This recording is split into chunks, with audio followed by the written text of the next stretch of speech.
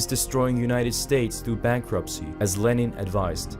Zionism wants another world war if necessary to enslave the people. Our manpower is scattered over the world. Will we be destroyed from within, or will we wake up in time to prevent it? The Rabbi Stephen Samuel Wise in New York said, "Some called it communism, but I call it Judaism."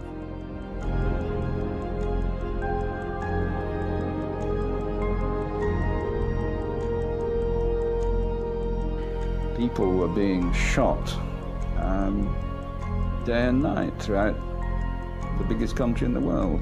Stalin even got to the point of killing people by random, by quotas. Let's say 100,000 in Tambov district. Okay, that's it. Whoever they grabbed and shot will be fulfilling quota. They wouldn't care about names.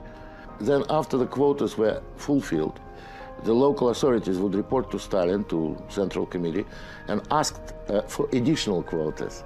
Хрущев просил лимит, вот, значит, там что-то ему там разрешалось, что-то 7 или 8 тысяч врагов народа. Он просил, дайте мне лимит на 17 тысяч. An additional quota will be given, and after fulfilling, they would again ask for additional quota, and so it will go in circles. It was like mincemeat machine, you know. It was just killing and killing and killing.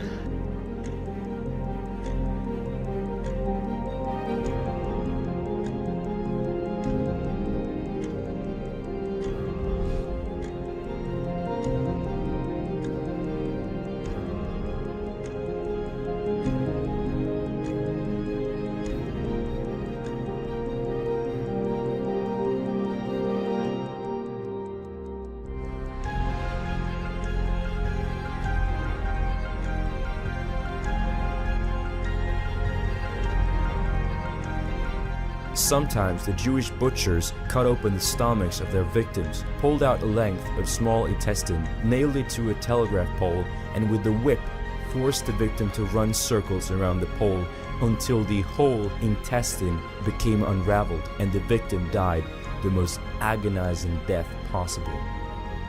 Pregnant Christian women were chained to trees and their babies cut out of their bodies.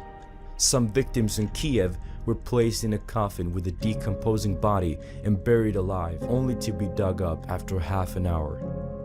Lenin was still not satisfied with this and reported, "More power to the terror." The Bolsheviks would eliminate every free thinker. Trotsky wanted every individual to be a rootless soldier of labor, and he thought that all those demanding free speech, free press, and free trade unions should be shot like dogs. If ordered to move, they were forced to obey. If they refused, they were deserters who would be punished with death. Every move was at gunpoint.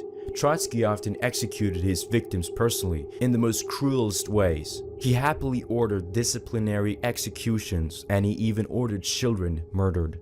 Officers and their families were executed for disobeying orders.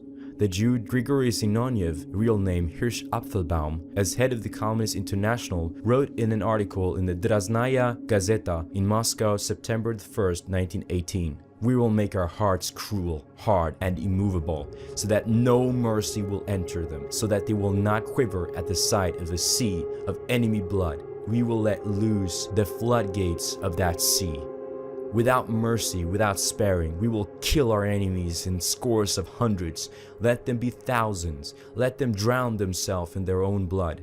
Let there be floods of blood of the bourgeoisie. More blood, as much as possible." Every people who dared to criticize the regime would be branded as anti-Semitic and punished with death. Christians, priests, and the most attractive youth, and all non-Jewish intellectuals were the first to be exterminated. In years to come, Stalin's crime against humanity would make Lenin's Red Terror crumble in comparison.